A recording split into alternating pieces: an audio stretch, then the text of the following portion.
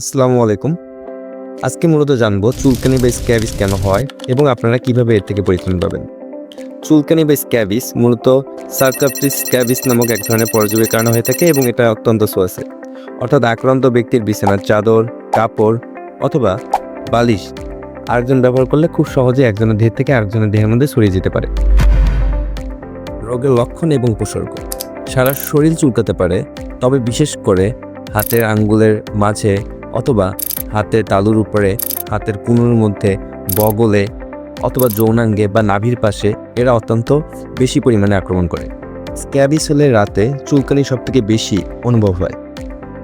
ছোট ছোট ফুসকুড়ি ওঠে এবং তা অনেক চুলকায় এবং তা থেকে পানির মতো তরল জাতীয় পদার্থ বের হয়।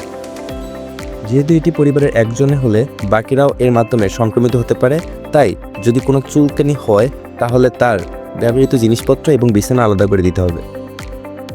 চুলকানি বা স্ক্যাবিজের প্রাথমিক চিকিৎসা: কম করে 1 থেকে 2 সপ্তাহ নিম পাতা সিদ্ধ করে কুসুম গরম পানির সঙ্গে মিশিয়ে গোসল করতে হবে।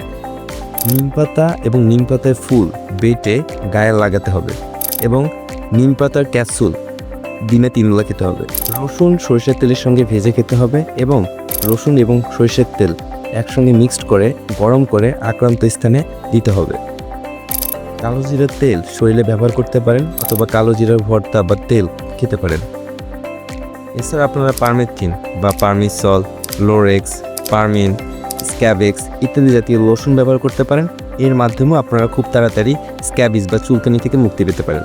আপনি যে পারমেথ্রিন জাতীয় লোশন ইউজ করবেন, এটার ইউজ করার একটা সঠিক নিয়ম আছে। অর্থাৎ আপনি যদি লোরেক্স বা পারমিসল লোশন যদি নেন, তাহলে প্রথমে আপনার গলা থেকে পা পর্যন্ত সম্পূর্ণ জায়গায়, হাতের ফাঁকা স্থান থেকে শুরু করে সম্পূর্ণ শরীরে আপনার এই লোশনটা দিতে হবে এবং আপনাকে 12 ঘন্টা পর্যন্ত থাকতে হবে। অর্থাৎ 12 ঘন্টার আগে আপনাদের গোসল করা যাবে না এবং 12 ঘন্টা পরে আপনি গোসল করবেন এবং আপনার ব্যবহৃত কাপড় চোপড়, আপনার বিছানার বেডশিট, আপনার গামছা, চাদর সব কিছু অনেক সুন্দরভাবে হালকা কুসুম গরম পানি করে ধুয়ে ফেলতে হবে। যেহেতু এটি অত্যন্ত সোয়াসে একটি রোগ, তাই অবশ্যই পরিবারের সকল মেম্বারের জন্যই আপনি এই লোশনটা কিনবেন এবং একই সময় সবাই একসঙ্গে দিবেন। আর অবশ্যই মাথায় রাখবেন, একটা লোশন একজনের জন্য। অর্থাৎ আপনি যখন দিবেন একটা লোশন সম্পূর্ণটা আপনার শরীরে ভালোভাবে দিতে হবে।